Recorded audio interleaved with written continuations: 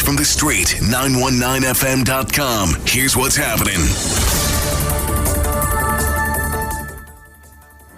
Good afternoon. I am Vanessa Thomas with the 4 o'clock news on the street 919 FM, sponsored by TNTech, the power to make it work.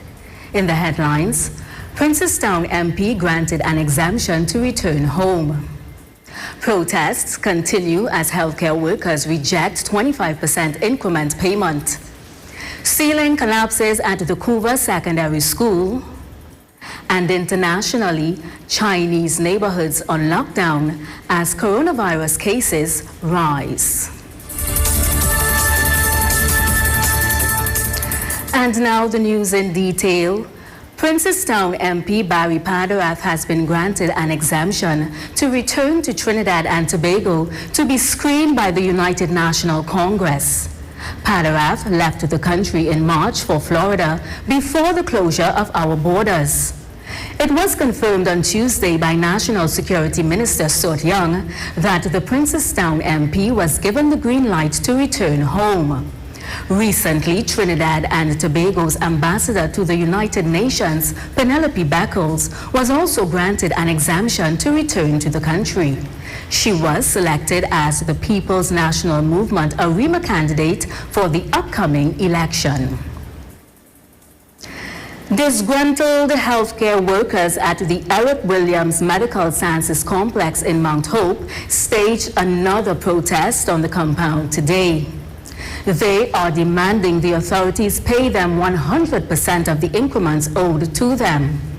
Yesterday, acting leader of government business Clarence Rambarat confirmed that workers attached to the North Central Regional Health Authority will begin receiving 25% of their outstanding payments by the end of the month. However, the workers said 25% is not enough. They are demanding all their outstanding monies now. They want a definite answer on when they would be paid their arrears.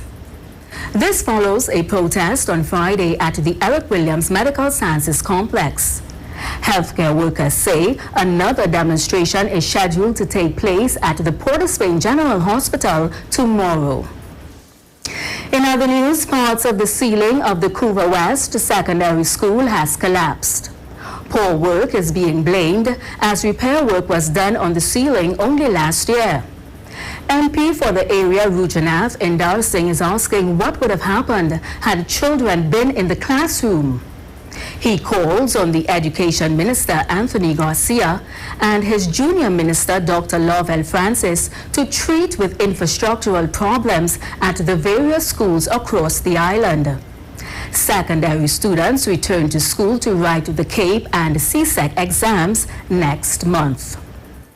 Finally, on the international scene, the Chinese capital Beijing has put more neighborhoods under lockdown and boosted testing as it tries to contain an outbreak of the coronavirus. There were 27 new cases reported on Tuesday, bringing the total to 106 people over 5 days. A Chinese official has described the new outbreak in the capital as extremely severe. For more than 7 weeks, Beijing had only registered cases from people traveling in from abroad. However, the fresh outbreak has been linked to the city's largest wholesale market. Chinese media reports say the virus was discovered on chopping boards used for imported salmon at the market, prompting major supermarkets in Beijing to pull the fish from their shelves. And that was the 4 p.m. news on the street 919 FM, sponsored by TNTech, the power to make it work.